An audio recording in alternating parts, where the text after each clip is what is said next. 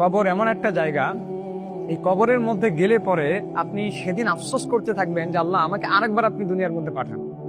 কিয়ামতের ময়দানে হাসরের মাঠে আপনি আরেকবার আল্লাহ পাক রব্বুল আলামিনের কাছে আপনি বলবেন যে আল্লাহ আরেকবার এইবার যদি আমি দুনিয়ার মধ্যে যাই আর কোনো খারাপ কাজ করবো না। কিন্তু সেদিন আপনার কোনো চান্স দেওয়া হবে না। দুনিয়ার মধ্যে আপনারা যে পড়াশোনা করেন, এই যে পড়াশোনার মধ্যে বইটা খুললাম, আমারও এরকম হয় মাঝে মাঝে, বইটা খুললাম মনে হলো যে রেখে দেই, পরবর্তীতে পড়বো, আবার কালকে খুললাম পরে পড়বো এই পড়াটা। এইভাবে করতে করতে করতে যখন পরীক্ষার আগের দিন চলে আসে, তখন কি যে মনে হয় যে কি যে একটা পাহাড় নিয়ে আমি আজকে বসলাম পড়ার টেবিলের মধ্যে। কালকে যখন এক্সামের হলে গেলাম, এক্সাম হলে গিয়ে দেখি যে আমার একটাও কমন নাই। কেন? আমি পড়ি নাই।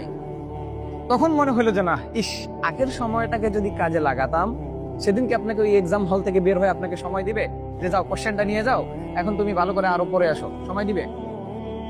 দুনিয়ার মধ্যে এতগুলো হায়াত পাইলেন, এতগুলো সময় পাইলেন, আপনাকে চ্যাপ্টার দেওয়া হলো, আপনাকে বই দেওয়া হলো, আপনার কোশ্চেন ফাঁস করে দেওয়া হলো, আপনার উত্তর দেওয়া হলো, সবকিছু আপনাকে দেওয়া হলো, কিন্তু সময়টাকে কাজে লাগালেন না। ওই এক্সাম হলের মতো সেদিন যখন আপনি বিপদের মধ্যে পড়ে যাবেন, আল্লাহর কাছে আপনি সময় চাইবেন, এই এক্সাম হলের মতো সেদিন আপনাকে কোনো সময় দেওয়া হবে না।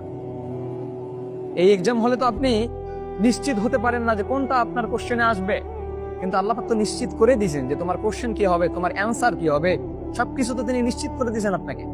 তারপরে যদি এই পরীক্ষায় যদি আপনি পাশ করতে না পারেন, আপনি বিশ্বাস করেন জাহান্নামের আগুন এত গভীর, এত গভীর, আপনি সেটাকে সহ্য করতে পারবেন না। আপনি সেটাকে সহ্য করতে পারবেন না। আপনি একবার মরবেন, আবার আপনাকে জীবিত করা হবে, মরবেন, জীবিত করা হবে, মরবেন, জীবিত করা হবে। আর দুনিয়ার মধ্যে আপনি সফলতা খুঁজতেছেন, জাহান্নামের আগুন সম্পর্কে আপনার কোনো ভয় হয় না। রব্বে কারীম যে তাকে ভয় করতে বলছেন, এটাতে আপনার কোনো দ্বিধাবোধ আসে না।